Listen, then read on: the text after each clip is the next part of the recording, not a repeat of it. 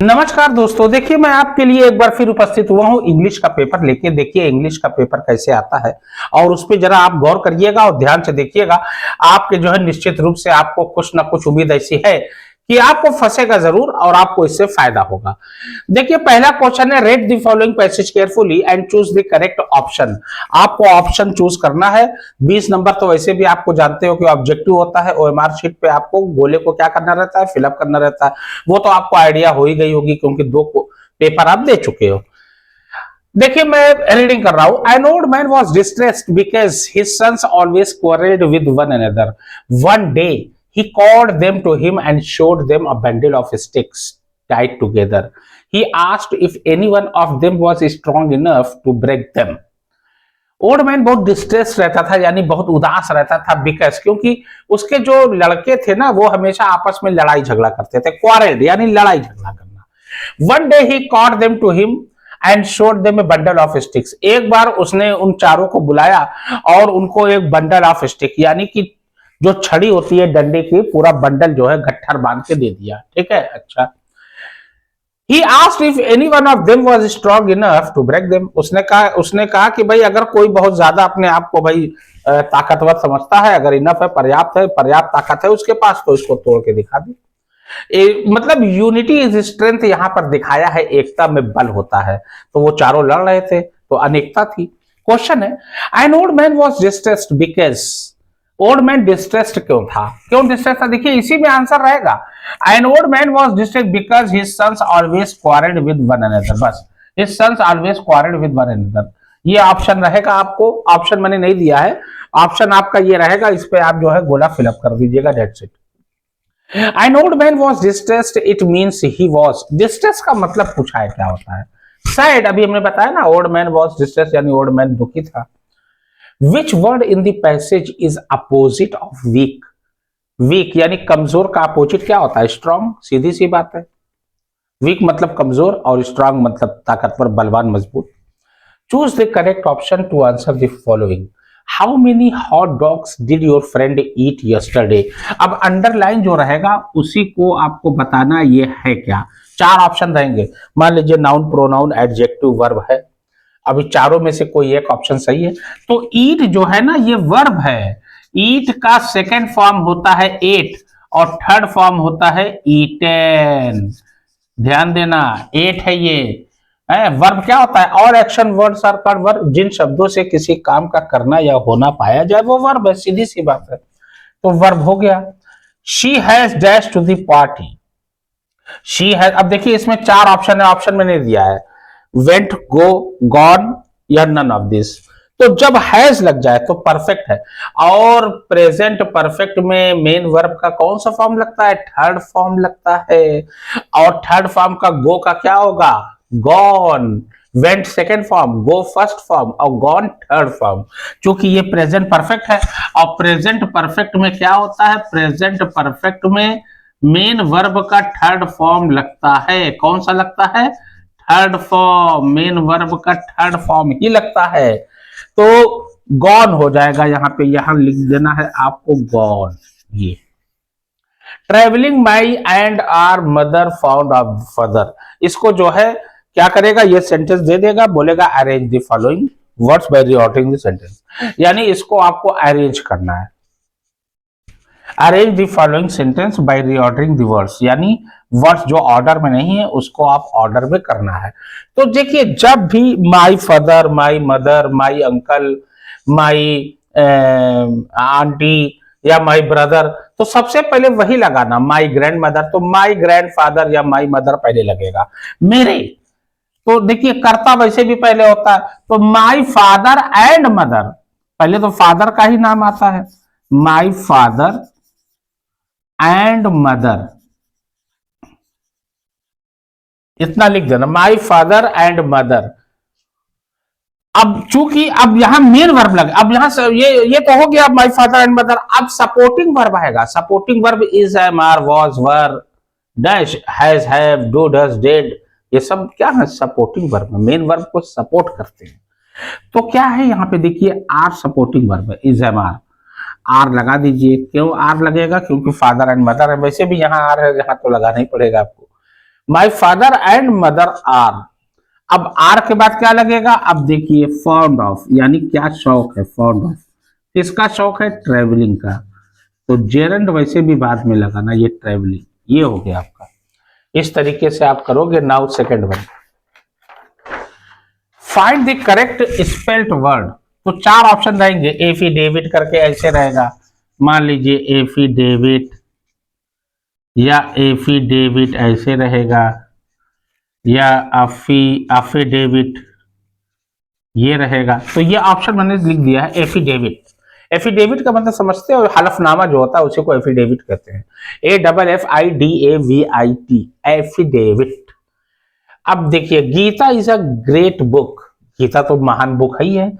Article पूछेगा, चार option देगा, ए एन द, या ये दिया यू दे दिया, या तो मतलब नन ऑफ दिस दे दिया, नन ऑफ दिस। कौन सा ऑप्शन सही होगा भैया, दा, क्योंकि बड़ी बुक है ना, बड़ी चीजों के आगे दा लगता है, बड़ी जगह आ जाए, बड़े मोन्यूमेंट्स का नाम आ जाए, रिवर आ जाए, जैसे गंगा तो है ही यहाँ पे, गंगा रिवर आ गई है, यमुना आ गई, गीता, बाइबल, कुरान, तो उन सब के आगे दा लगेगा। तो यहां लगा दीजिए दा, दैट्स इट, हो गया। एप्लीकेशन देखिए कैसे लिखना है, मैं प्रारूप बता, देखिए एप्लीकेशन इसी टाइप का आएगा, लेकिन हो यही सेम टू सेम आ जाए इसकी गारंटी मैं नहीं ले सकता, क्योंकि एप्लीकेशन बहुत हैं। लेटर और एप्लीकेशन दो आएंगे, उसमें से आपको और चॉइस रहेगी, एक आपको करना है, डेट्स इट, बस एक ही करना है आपको, डेट्स इट, ओके। अच्छा, अरे ओ साभा, लेटर करूं कि एप्लीकेशन करूं, सरदार एप्लीकेशन कर लो, वो सरल होता है, इजी होता है। कालिया ठीक ही कहता था, एप्लीकेशन पे ही लग जाओ सभी के सभी। देखिए, write an application to the principal of your college requesting him to grant you leave for 5 days. 5 दिन की छुट्टी का एप्लीकेशन आप प्रिंसिपल को लिख रहे हो, क्या करोगे, लिखोगे to the principal, SN college, कोई भी कॉलेज दे देना, DAV college, SN college, Prayagraj डाल देना।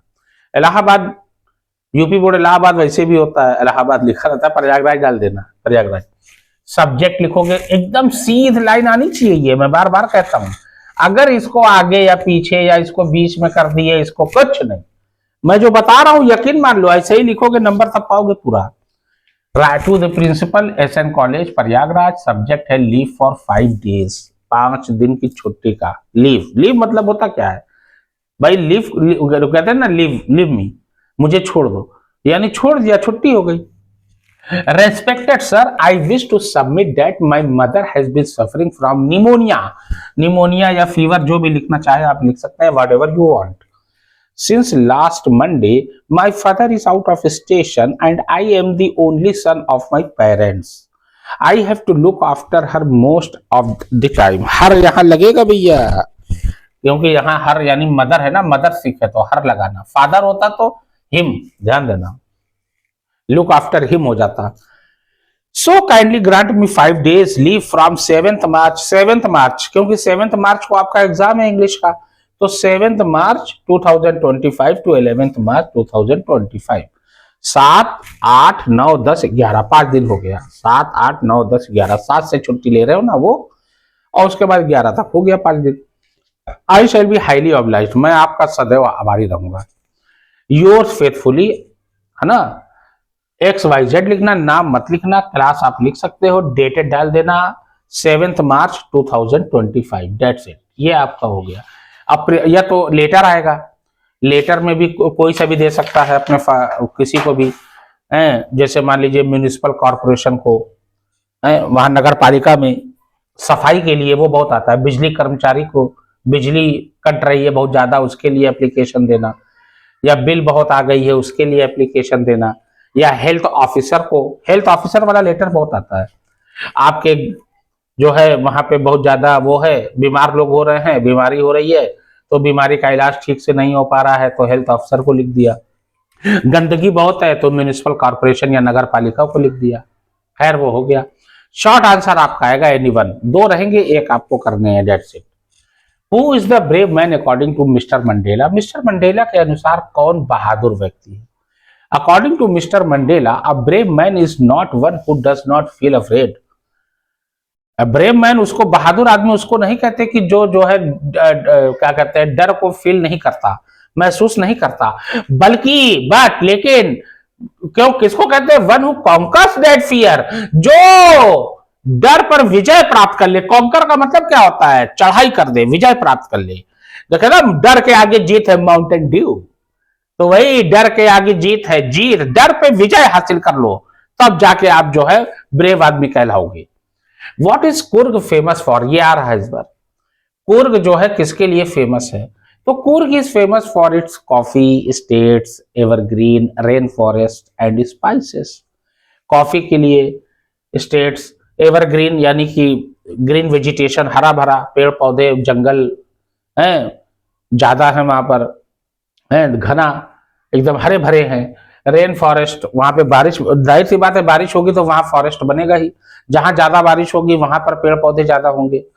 एंड स्पाइसेस, मसालों के लिए बहुत फेमस है, मसाले और कॉफी के लिए तो बहुत फेमस है Coorg. Right the character sketch of Lencho, Lencho का चरित्र चित्रण कीजिए। ये मैं 25 बार बताया हूं, आप वीडियो मेरी पुरानी देख सकते हो। लिखोगे कैसे, the character sketch of Lencho, the character sketch of Lencho are to be given which are as follows। पहला ऑप्शन दे देना। देखिए हेडिंग, देखो जितना सिनॉप्सिस लिखोगे हेडिंग, उतने ही नंबर आप ज्यादा पाओगे। देख लीजिए आईएएस, पीसीएस, यूपीएससी के एग्जाम में लोग हेडिंग सिनॉप्सिस पे ज्यादा ध्यान देते हैं, बीच में ऐसे करके गोला बना के इधर उधर ऐसे ऐसे छीट देंगे, हेडिंग दे देंगे 1 2 3 4 5 6, नीचे उसके बारे में लिख देंगे, कॉपी भर दिए, डेट्स इट। बढ़िया राइटिंग में अच्छे से आप कॉपी भर दीजिए, नंबर ना मिले तो कहे अरे यूपीएससी आईएएस जो बनते हैं ऐसे ही बनते हैं, और तो छोड़िए आप। The character sketch of Lencho are to be given which are as follows। लिखोगे हार्ड वर्किंग फार्मर। अब इसके अंदर ये हेडिंग है, ये सिनॉप्सिस है, हार्ड वर्किंग फार्मर, ये आप अंडरलाइन करोगे, आगे तीर का निशान। दूसरी हेडिंग आप दे देना इनोसेंट पर्सन, बहुत भोला था ना, उसको तो ये भी नहीं मालूम था कि भगवान डायरेक्ट पैसा कैसे देंगे, इनोसेंट पर्सन था। और तीसरा आप लिख सकते हो ग्रेट फेथ इन गॉड, भगवान में असीम श्रद्धा थी, ग्रेट फेथ इन गॉड। बस 3 हेडिंग में तो आपका 60 शब्द आ ही जाएगा। हार्ड वर्किंग फार्मर लिख देना, he was very hard working farmer from morning till evening, he was a hard working farmer, he was a hard working farmer, whole day he worked in the field, in the field from morning till evening, ऐसे लिखना, from morning till evening like a bull, मतलब बैलों की तरह, लोग कहते हैं ना बैल की तरह खट रहे हो क्या, बैलों की तरह काम करता था वो। इनोसेंट पर्सन लिख देना, he was very innocent person, he even don't know how God will send the money, वो ये भी नहीं जानता था, he didn't know, he didn't know लिखना, he even didn't know how God will send the money, बस how God will send the money. Great faith in God, ये बहुत इंपॉर्टेंट है, ये लिखना ही पड़ेगा आपको heading, he had a great faith in God, according to him, उसके अनुसार God will send the money, भगवान पैसा देंगे उसके अनुसार। And he wanted 100 pesos but he got, वो रहने दो। Right the character sketch of post master, post master का कैरेक्टर स्केच मेरा उसमें है, देख लीजिएगा पुरानी वीडियो में। तो यही लिखोगे पहले, the character sketch of post master are to be given which are as follows. Post master है तो पोस्ट मास्टर यहां देना। पहली हेडिंग दे देना अमेबल पर्सन, अमेबल मतलब उदार, अमेबल पर्सन। रहमदिल मतलब अच्छा इंसान, जिसको अमेबल का मतलब अच्छा, रहमदिल उदार व्यक्ति, अमेबल पर्सन। उसके बाद लिख देना सिंसियर था, सिंसियर पर्सन लिख देना। उसके बाद तीसरा हेडिंग लिख देना हेल्पिंग एटीट्यूड, मदद करने वाला उसका एटीट्यूड था। बस यही लिखना है, 3-4 हेडिंग दे दीजिए, बस बहुत है। उसमें 3-3 4-4 लाइन आप लिख दीजिएगा, that's it. He was fat and amiable person, fat भी था, थोड़ा मोटा था, इस तरीके से आप लिख दोगे, काम, बस हेडिंग दे दोगे, काम हो जाएगा, कहने का ये मतलब है। सेंट्रल आइडिया आपकी 3 आएगी। एक आपको करना है डस्ट ऑफ स्नो, मैंने दिया है, फायर एंड आइस दिया है, tiger in the dust of snow आप जानते ही हो, यानी स्नो का मतलब क्या होता है, बर्फ, यानी बर्फ का धूल धक्कड़, यानी टुकड़ा जो पेड़ पे जमा था ना, अक्रो ऑन अ वे, है ना, फ्रॉम अ हेमलॉक ट्री, है ना, dust of snow from a hemlock tree, जो गिरता है वहां से, a crow away shook down on me, dust of snow from a hemlock tree, धतूरे का पेड़ के नीचे पोएट खड़ा रहता है और बर्फ का टुकड़ा गिरता है, यानी डस्ट मतलब वही धूल धक्कड़ बर्फ का छोटा छोटा छोटा, तो उसको बड़ा दुखी रहता है, लेकिन वो डस्ट ऑफ स्नो गिरता है तो उसके मन में जागृत पैदा हो जाती है, एक्टिव हो जाता है, और वो निगेटिव ना सोच के पॉजिटिव सोचता है। तो सेंट्रल आइडिया में उसी हिसाब से देना है, 3 में से एक पक्का आना इसमें से। चेंज इनटू इनडायरेक्ट, इसमें लड़के बहुत गलती करते हैं, जरा इसको समझिए आप।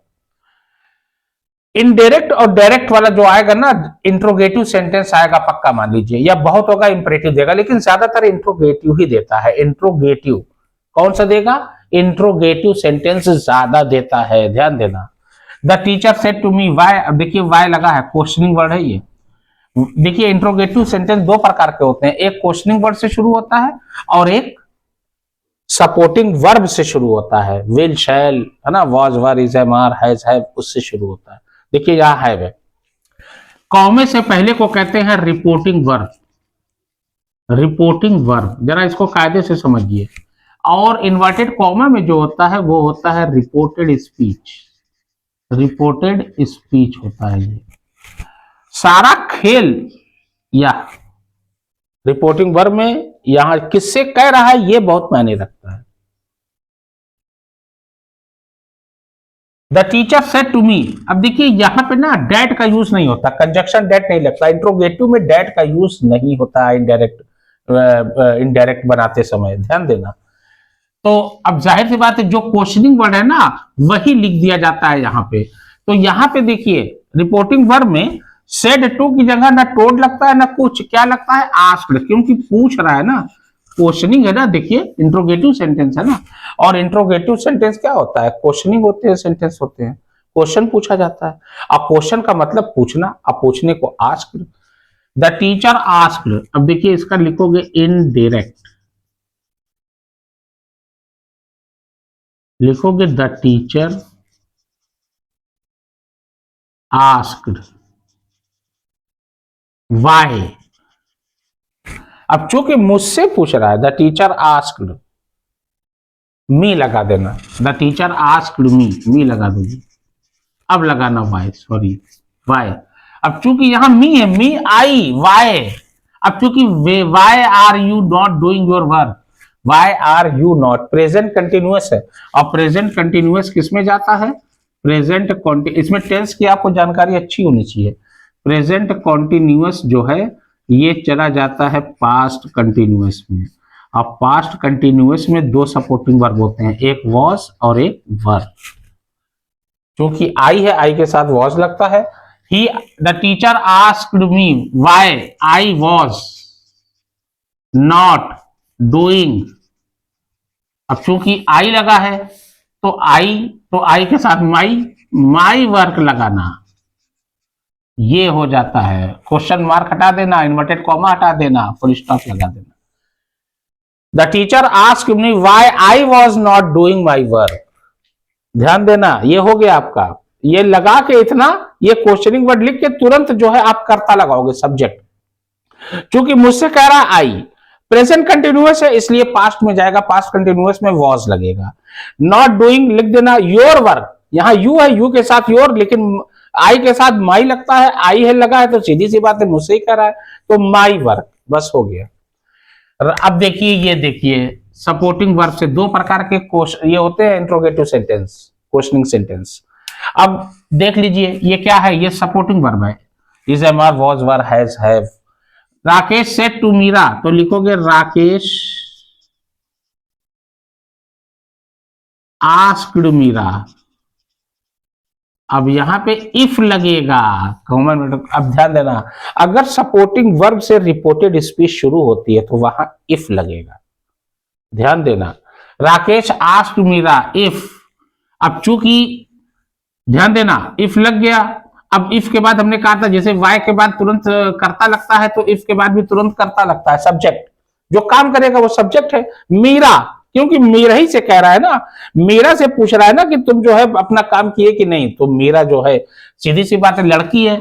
इफ शी, अब देख लीजिए हैव लगा हुआ है, अब मेन वर्ब का थर्ड फॉर्म लगा हुआ है। हैव लगता है हैव या मेन वर्ब का थर्ड फॉर्म, तो क्या होता है वो होता है प्रेजेंट परफेक्ट। और प्रेजेंट परफेक्ट किसमें जाता है? पास्ट परफेक्ट में। और पास्ट परफेक्ट में एक ही सपोर्टिंग वर्ब होता है, वो कौन सा होता है? Had. If she had completed, अब चूंकि पास्ट परफेक्ट है, परफेक्ट में तो मेन वर्ब का थर्ड फॉर्म ही लगता है, कंप्लीटेड का कंप्लीटेड रहेगा, क्योंकि ये प्रेजेंट परफेक्ट है तो ये पास्ट परफेक्ट है तो परफेक्ट। अब परफेक्ट में थर्ड फॉर्म लगना ही लगना है। शी हैड कंप्लीटेड, अब चूंकि शी लगा है, शी के साथ हर लगता है, ही के साथ हिम लगता है, आई के साथ माई लगता है, क्योंकि शी मीरा लड़की है, शी लगा, she had completed her work. ये लगा देना, इन्वर्टेड कॉमा हटा देना, क्वेश्चनिंग जो मार्क है वो भी हटा देना, काम खत्म हो गया। Change into passive voice. The mouse at the corn, ये कौन सा, देखिए पहले तो पहचानोगे कौन सा टेंस है।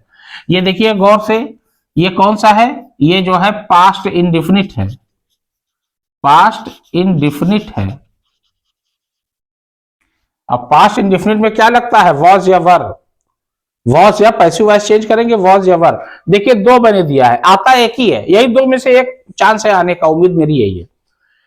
The mouse at the corn, तो ये देखिए, ये देख लीजिए आर्टिकल के साथ उठाओगे द कॉर्न, और टिक पहला letter capital, the corn was, क्योंकि पास्ट इंडिफिनिट में जाएगा, पास्ट में जब जाता है कोई भी चीज तो वॉज या वर लगता है एक्टिव वॉइस से पैसिव वॉइस बनाते समय, क्योंकि पैसिव वॉइस पूछा है। ध्यान देना, सेकंड फॉर्म है ना तो वॉज लगेगा ही। अब ये सेकंड फॉर्म हट जाएगा ना, मेन वर्ब का कौन सा लगता है? Passive voice, third form, passive voice में थर्ड फॉर्म। एट का क्या होता है? Eaten by, the corn was eaten by the mouse. यही देख लीजिए, यही ऑब्जेक्ट सब्जेक्ट हो जाता है, और ये सब्जेक्ट बाद में चला जाता है, ऑब्जेक्ट हो जाता है बाय द माउस, पीछे से उठाया जाता है आर्टिकल के साथ। हु रोट द एप्लीकेशन, अब देखिए, अब देखिए ये इंट्रोगेटिव सेंटेंस है और ये भी पास्ट में है। सेकंड फॉर्म लगा है ना, राइट का सेकंड फॉर्म रोट और थर्ड फॉर्म रिटन, तो रोट लगा है ना तो वॉज यहां भी लगेगा। लेकिन जब इंट्रोगेटिव है तो बाई पहले ही लग जाएगा, by home was the application, by whom was the application। अब रोट का राइट रोट रिटन, ये लगा दीजिएगा रिटन, ये हो गया आपका। अब शॉर्ट आंसर आपका आएगा उसमें से, सप्लीमेंट्री में से जो कहानी है। How did the doctor cure tricky, doctor ने कैसे ट्रिकी को क्योर किया, सही किया। डॉक्टर हेरियट, जेम्स हेरियट नाम सुना आपने, एक मिसेस फम्फरी थी, एक जेम्स हेरियट थे, और एक कुत्ता ट्रिकी था। ये तीनों के इर्द गिर्द जो है पूरा खेल ही था, आपको पता है। Doctor Herriot gave no medical treatment, कोई ट्रीटमेंट नहीं दिया, नो मेडिसिन, कोई दवा नहीं दी। He kept hungry for 2 days, उसने उस कुत्ते को यानी ट्रिकी को 2 दिन भूखा रख दिया, ऐसे ही लिखोगे बस, kept. He gave him no food, कोई खाना नहीं दिया, बट प्लेंटी ऑफ वाटर, ढेर सारा पानी पिलाया। ये हो गया आपका। अगला देखिए, इसी में शॉर्ट आंसर 2 आएंगे, एक करना है। दूसरा, why did Griffin decide to slip into a big London store, Griffin ने लंदन के स्टोर में दाखिल यानी घुसने का क्यों फैसला लिया। डिसाइड, स्लिप यानी घुसने का क्यों फैसला लिया। ग्रिफिन डिसाइडेड, अब चूंकि देखिए डिड लगा है इसलिए मेन वर्ब का देखिए फर्स्ट फॉर्म है, लेकिन जब डिड आंसर से हटता है ग्रिफिन, अब यहां पे मेन वर्ब का सेकेंड फॉर्म लग जाएगा, क्योंकि पास्ट में है, डिड हट जाता है, डिड सपोर्ट करता है इसको, लेकिन आंसर में डिड लगता नहीं, इसलिए सेकेंड फॉर्म लगा दोगे, सपोर्ट कर जाएगा, पास्ट टेंस में चला जाएगा। Griffin decided to sleep into a big London store because this season was mid winter, एकदम बीच की ठंड थी, बहुत अच्छी ठंड थी। Due to which it became difficult to wander around. उसको बड़ी दिक्कत हो रही थी इधर उधर घूमने के लिए। वॉन्डर मतलब घूमना, भटकना, इधर उधर घूमना।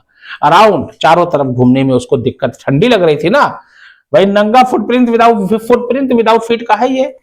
फुटप्रिंट्स विदाउट फीट, ग्रिफिन वाला जो आविष्कार करता है, डिस्कवर करता है क्या, वो गायब होने वाला मिस्टर इंडिया हो जाता है। मैं गायब खुश हुआ, वो दिन दूर नहीं, मैं गायब। देखिए, due to which it became difficult to wander around without clothes in London. बिना कपड़े के लंदन में घूमना उसके लिए बड़ी दिक्कत थी। और वो नंगा घूम रहा था, एकदम गायब, दिखाई दे नहीं रहा था किसी को, और उसके लिए दिक्कत थी वो। अब long answer, what role did Ebright's mother play in making him a scientist. Ebright की मां ने क्या रोल अदा किया साइंटिस्ट बनाने के लिए एब्राइट को। ध्यान दीजिएगा, एब्राइट फादर डाइड जब ये 3rd ग्रेड में था। When एब्राइट was in 3rd grade, किस ग्रेड में था, 3rd ग्रेड में, ठीक है। तो हिज फादर क्या हुई, डाइड हो गया। व्हेन हिज फादर डाइड ऐसे लिखोगे, व्हेन, देखिए ये हम सिनॉप्सिस आपके लिए बनाए, 4 सिनॉप्सिस लिख देना, उसी में डाल देना बस। When his father died he was in 3rd grade.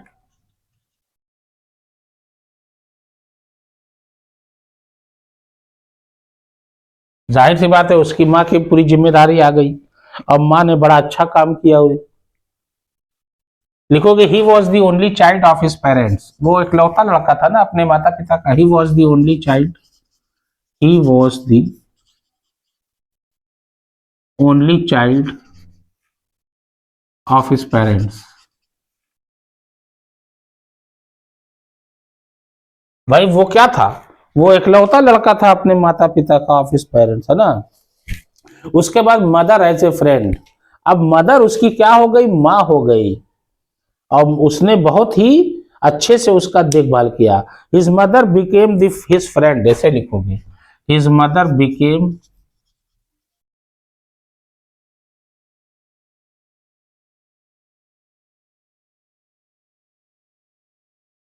His friend. उसकी माँ क्या हो गई, उसकी दोस्त हो गई, his friend. She also brought him, क्या हुआ, his mother became his friend, ये तो हो गया। उसके अलावा आप लिख सकते हो,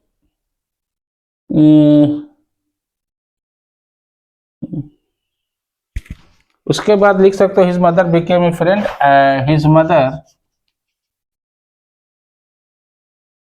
his mother behave like a, ये भी लिख सकते हो, बिहेव लाइक अ फ्रेंड, फ्रेंड जैसा ये, बस। इनकरेज्ड इन लर्निंग, उसकी मां ने इनकरेज किया, प्रोत्साहित किया, उसे प्रेरित किया उसको आगे बढ़ने के लिए। लिखोगे his mother encouraged him a lot, his mother encouraged him a lot. ये बहुत जरूरी लिखोगे। उसकी माँ जो है उसको इनकरेज करती थी, है ना, ए लॉट, किसमें, इन लर्निंग में, in learning, a lot in learning, in learning लिख देना। शी गेव, उसकी माँ शी लगाना, she gave him tips and new ideas, ऐसे लिखो, न्यू आइडियाज,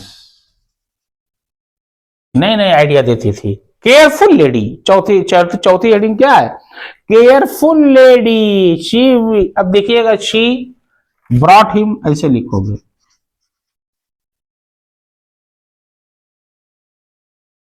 उसकी माँ जो है उसके लिए बहुत सी चीजें लाती थी, मतलब साइंस के नजरिए से, telescope, microscope, camera. She brought him, लिखोगे टेलीस्कोप, टेलीस्कोप,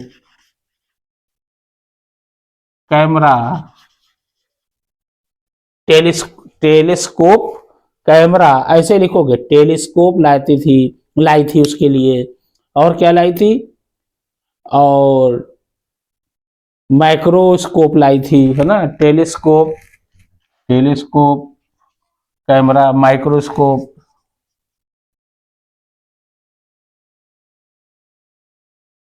माइक्रोस्कोप लाई थी, टेलीस्कोप लाई थी, कैमरा लाई थी, हैं, एंड अदर इक्विपमेंट्स, और ढेर सारे इक्विपमेंट्स लाई थी।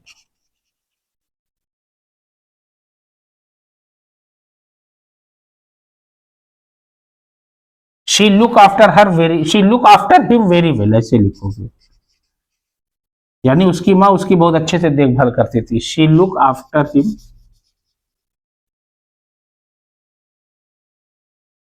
Very well.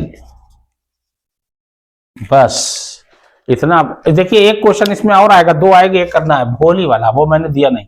भोली वही सुलेखा बचपन का नाम रहता है, 6 महीने की रहती है तो कॉट यानी चारपाई से गिर जाती है, ब्रेन हेमरेज, उसके बाद उसको पिंपल्स निकल आते हैं, मतलब वो चिकन पॉक्स निकल आता है, 2 साल की रहती है। मुसीबत पे मुसीबत, उसकी कहीं शादी नहीं होती, एक बूढ़े विशंभर से उसकी शादी तय होती है तो विशंभर दहेज मांग लेता है तो वो तोड़ देती है, स्कूल में पढ़ती है, सक्सेसफुल होती है। तो वही भोली की है। भोली आप लोग जानते होंगे, सुलेखा 4 बहनों में सबसे छोटी रहती है, तो उसका भी आ सकता है। बस इतना आप ध्यान से देख लीजिए, डेट्स इट। ओके, धन्यवाद।